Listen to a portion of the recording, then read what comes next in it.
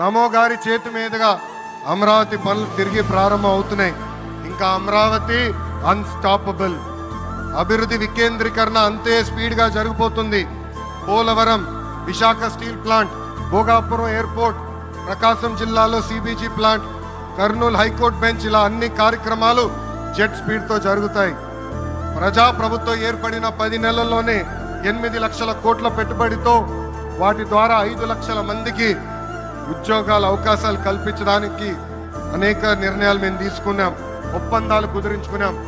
అంతేకాదు 16,347 పోస్టులతో mega DSC notification కూడా ఇచ్చాం. 5 ఏళ్ళలో ప్రైవేట్ రంగంలో 20 లక్షల ఉద్యోగాలు కల్పించాలని ఒకే ఒక లక్ష్యంతో ఈ ప్రజాప్రభుత్వం పనిచేస్తుంది.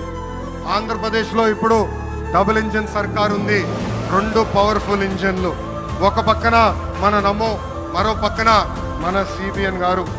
అభివృద్ధి సంక్షేమం అనేది జోడెత్తుల బండి. ఎన్ని ఇబ్బందులు ఉన్నా సంక్షేమ కార్యక్రమాలు అమలు చేస్తూ అభివృద్ధి పరుగులు పెట్టిస్తున్నారు మన సిబిఎన్, మన పవన్ అన్న.